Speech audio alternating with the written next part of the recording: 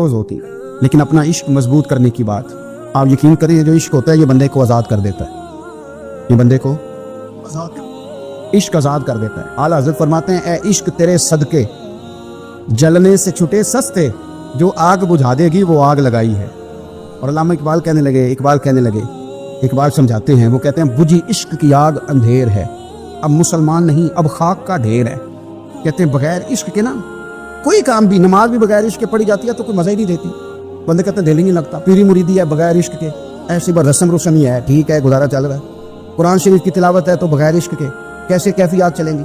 अल्लाह रसूल के साथ प्यार है तो कोई दिलचस्पी नहीं, कोई शौक नहीं, कोई कैफियत। आप यकीन करें कुछ बंदों पे बंदे को तड़प आ जाती है, शौक आ जाता है, यार ये इसको कैसे निकाल लेंगे, किस तरह का प्यार करते हैं। आके बैठा रहता है, चुप करके बैठा रहता है, कहता है जी कोई काम नहीं, बस 10 मिनट मिलना है। बंदे को उस बंदे पर वैसे ही प्यार आ जाता है। कुछ ऐसे संगी होते हैं जो आस्थानों पे 10-10 चक्कर लगा के आते हैं, शिकवा नहीं करते कि मैं 100 दफा भी आया हूँ, फलाने हजरत मिले नहीं। वो वारफ्तगी है, वो शौक है हमारा। जब तक अल्लाह रसूल के साथ रिश्ता इश्क का था, प्यार का था, ज़ौक़ का था, दर्द का था, खुलूस का था, आप यकीन करें तबीयतें जमी हुई थी। नबी पाक ने ना हमें तकलीफ में रह के प्यार करने का दर्स दिया। बुखारी मुस्लिम में हदीस है, हुजूर अपने मदीने की शान बयान करने लगे। हुजूर फरमाने लगे, महबूब फरमाते हैं यमन फतह होगा तो वहाँ खेत अच्छे होंगे, खलियान अच्छे होंगे, कारोबार अच्छे होंगे, तो कुछ लोग मदीने वाले वहाँ जाके रहने लग जाएंगे, आबाद हो जाएंगे। लेकिन हुजूर फरमाते हैं अल मदीना तो खैरुल लहुम लौ कानू यअलमून। बात को समझना, फरमाया कि वहाँ खेत खलियान अच्छे हैं, उनका कारोबार वहाँ ज्यादा चलेगा। लेकिन रसूल करीम ने फरमाया मदीना ही उनके लिए बेहतर था, काश वो इस बात को जान लेते। फरमाया फिर इराक फतह होगा तो वहाँ भी कुछ लोग चले जाएंगे, कारोबार उनका अच्छा चल जाएगा, वहाँ रहने लगेंगे। लेकिन फरमाया अल मदीना तो खैरुल लहुम लौ कानू यअलमून, फरमाया मदीना ही उनके लिए बेहतर था, काश वो समझ लेते।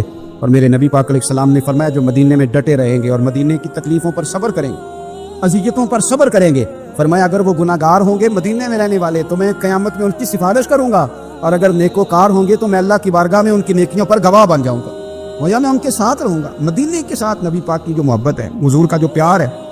जिस रात मेरे नबी पाक सल्लल्लाहु अलैहि वसल्लम मक्का मुकरमा से निकल रहे थे ना मदीना तैयबा जाने के लिए, तो हुजूर ने दुआ फरमाई, कहा ए अल्लाह तूने मुझे उस शहर से निकाला जो मुझे बड़ा ही प्यारा था। ए अल्लाह यहाँ बड़ी यादें थी, बड़ा प्यार था, तूने वहां से निकाला जो मुझे बड़ा प्यारा था। ए अल्लाह अब तू मुझे उस शहर में दाखिल फरमा जो तुझे बड़ा प्यारा है, वहां दाखिल फरमा जो तुझे बड़ा प्यारा है।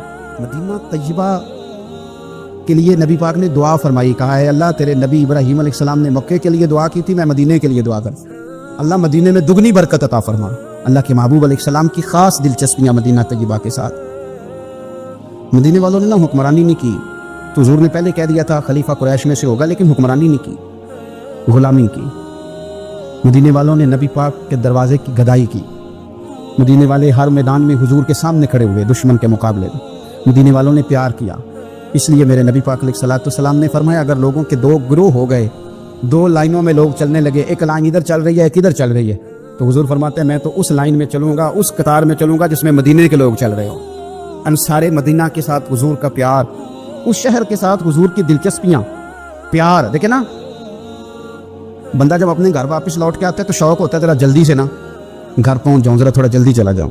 कई सफर से आए सहाबा फरमाते हैं कि जब नबी पाक किसी जंग से, जिहाद से, सफर से लौटते, मदीने की इमारतें नजर आती तो घोड़ा तेज कर लेते, अपने अंदर में ये ज़ौक़ पैदा करें, ये प्यार पैदा करें। आप यकीन करें कोई ठंडे ठंडे मुसलमान, वो कोई कैफियत नहीं, सुबह से शाम तक। मैं दोस्तों से कहा करता हूँ अल्हम्दुलिल्लाह, कभी एक आयत पढ़ लेना कुरान पाक की तर्जुमा और तफसीर के साथ, तो सारा दिन वो घूमती रहती है दिमाग में, रात को उसका जायका रहता है रूह में। तो जब मैं और आप सारा दिन पढ़ें, सियासत करें, सियासत सुनाएं, कहानियां करें, गीबतें, फिर दिमाग में उल्टे सीधे ख्यालात ही आने।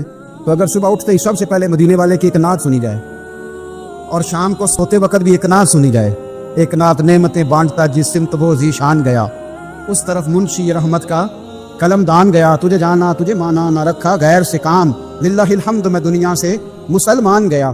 तो अगर ये ज़ौक़ बना लिया जाए तो इंशाल्लाह रात को भी आपको ना मदीना ही नजर आएगा, इंशाल्लाह ख्वाब में भी आप टिकटिंग करा रहे होंगे, आप वीज़ा ही लगवा रहे होंगे। लेकिन शर्त यह है कि वो कैफियत हो, वो प्रेम हो, वो प्यार हो। मदीने वालों ने बड़ी गुलामी की, कभी कोई शिकवा नहीं किया। वैसे कभी कभी अल्लाह मौके बनाता था, कभी कभी ना मदीना शरीफ में ऐसे होता था कभी कभार। एक दफ़ा ना जब कुछ इलाके फतह हुए तो बड़ा माल आया फतह मक्का के बाद, तो बुखारी मुस्लिम में हदीस है, इस्लाम के अंदर ये होता है कि जो नया कलमा पढ़ता था उसे माले गनीमत में से ज़्यादा हिस्सा दिया जाता था। उसको कहते हैं मुअल्लिफतुल कुलूब, तालीफ कल्ब के लिए।